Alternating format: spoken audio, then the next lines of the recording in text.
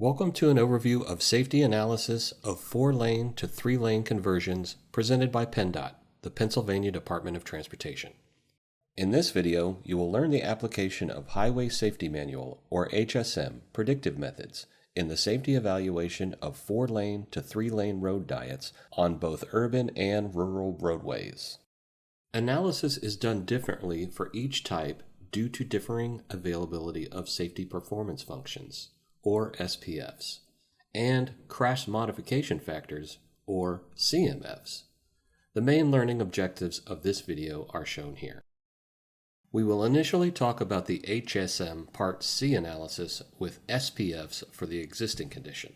We will then describe the use of SPFs or CMFs as appropriate for analysis of the road diet condition. A road diet can improve safety, calm traffic, provide better mobility and access for all road users, and enhance overall quality of life in a community. A road diet typically involves converting an existing 4-lane undivided roadway to a 3-lane roadway crossing of 2 through lanes and a center 2-way left turn lane. Bike lanes are often added as well. Benefits of road diet installations may include the items listed here. In rural areas, the vehicular safety benefits are still realized even if there is minimal pedestrian and bicycle activity. Road diets are one of FHWA's proven safety countermeasures. The PennDOT HSM tools are available on PennDOT's website. Make sure you select the most recent tool by checking the last updated date. Let's see what needs to be done before the analysis. To begin HSM analysis of a road diet project, it is necessary to divide the roadway up into homogeneous segments. In general, a new HSM analysis segment should begin if there is a significant change in AADT, roadway cross-section, such as a number of lanes, or the conditions listed on the screen. Segments can contain intersections within them, but it is generally advisable to start new segments at major intersections. Segment boundaries should also be established where these various factors do not change today, but would change with the proposed road diet in place. In this video, we demonstrate HSM analysis for 2 road diet projects. The first is an urban and suburban undivided arterial, and the second is an undivided rural multi-lane highway. The first site is along West High Street, or PA 74, from College Street to Bedford Street. PA 74 is the major road and had a 4-lane cross-section with no median. The future condition is a road diet with bike lanes. Speed limit is 25 miles per hour.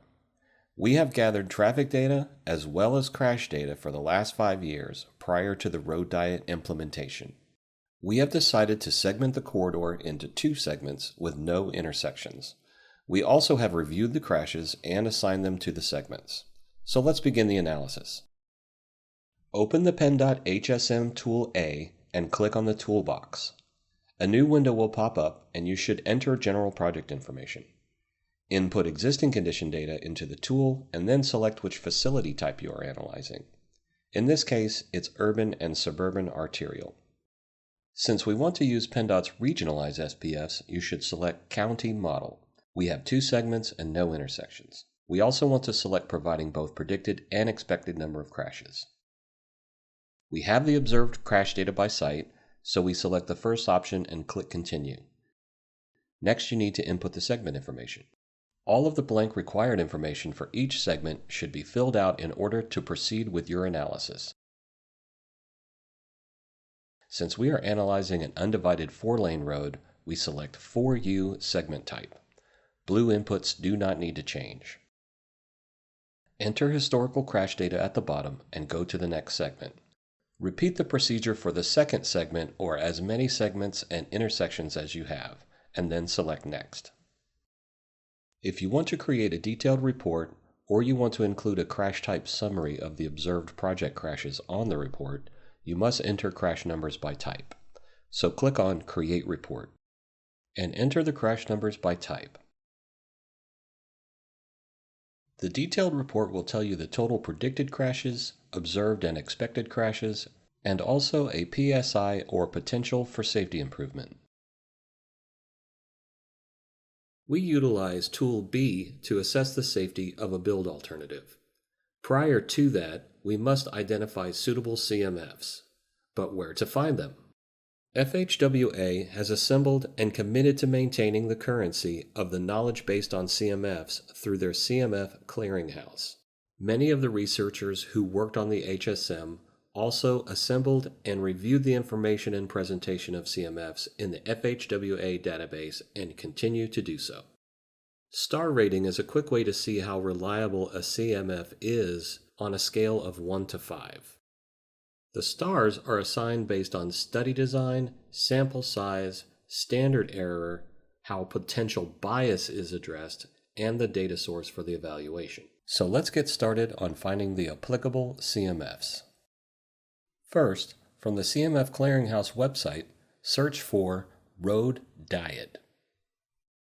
Then filter down to 5, 4, and 3 CMFs. You will get 16 results broken down into 3 countermeasures. The first and third countermeasures seem relevant, but the second countermeasure is not. If you read the details of the study, it indicates that the research is about converting a 4-lane road to a 4-lane road plus 1 two-way turning lane. Click through what is left. Read applicability, development details, and other details sections. You may also use Clearinghouse's Compare feature to decide what is the best CMF. CMF 199 and 2841 both have 5 stars, and they both appear equally applicable. CMF number 5553 is for reduction in crash frequency, and CMF number 5554 is for reduction in crash rate. Both are derived from the same study, but the first is what we would keep. CMF number 10376 is for non-intersection crashes only. We don't want that. Let's go back and compare the other CMFs.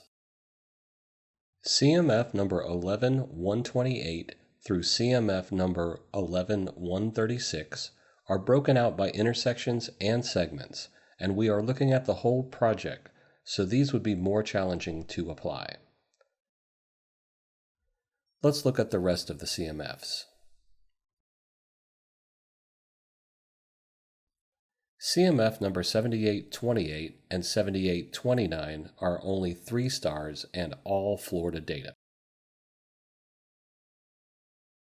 CMF 11230 and 11231 are also 3 stars, and they are for all area types. Out of the 16 CMFs, 2 are found most relevant: CMF number 199 and CMF 2841. Both are applicable and high quality. How do we choose? Here we think the 0.71 is a more appropriate value to use because it's a little closer to the other studies and it's more conservative or less likely to overstate benefits. What if bike lanes are also being installed? There are 6 bike-related CMFs in the clearinghouse, out of which CMF number 10741 with 0.734 value seems appropriate to use. What if your proposed project contains multiple countermeasures and isn't described by a single CMF? Is it okay to apply multiple CMFs? There's new guidance on this, and it's summarized in Publication 638A, Chapter 5. Bike lanes and road diet have some overlap. Road diet slows down traffic, which lowers the frequency and severity of collisions, particularly those involving bicycles. On the other side, the presence of bike lanes may encourage more people to ride bicycles on the road than they previously did, reducing traffic and consequently the number of crashes.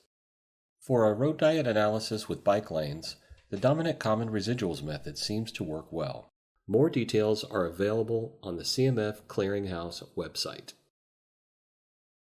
Open Pen.HSM Tool B to do the future condition analysis. To begin, select the toolbox and fill out the general analysis options.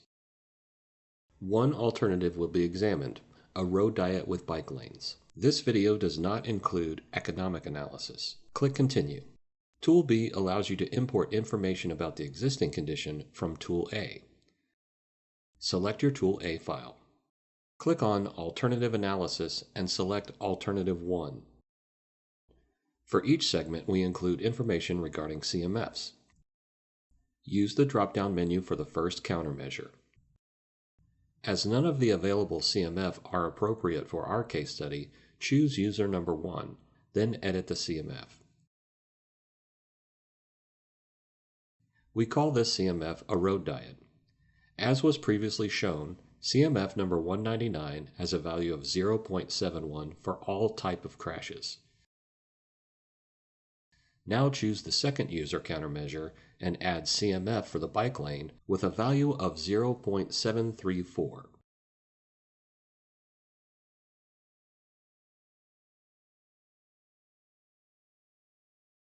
If you have more segments, you will be prompted to enter the CMF information for each one.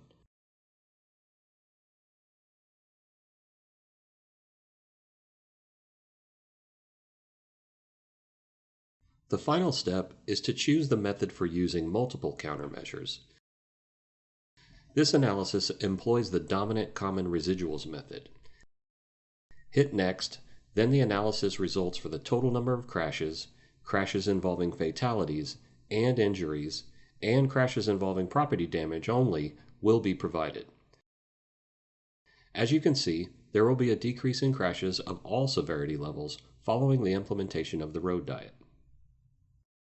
The second example is a rural, undivided, multi-lane highway.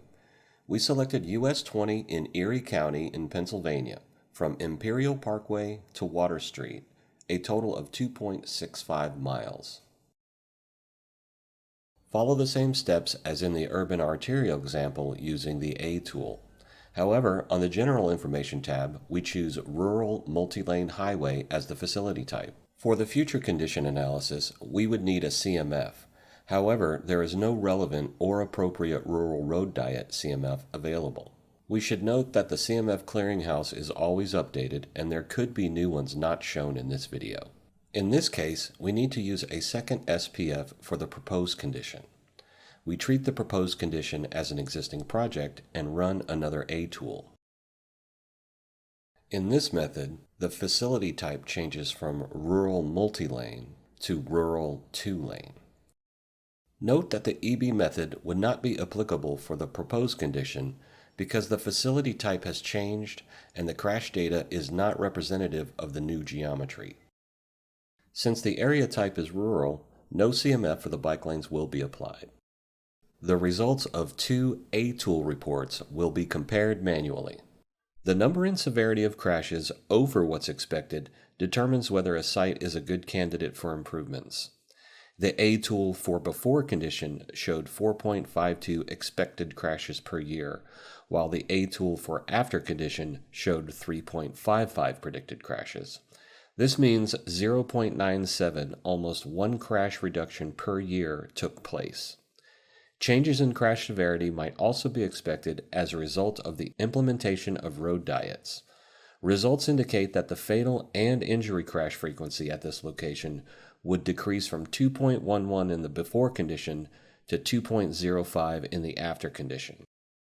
Thank you for joining us to learn about safety analysis of road diets.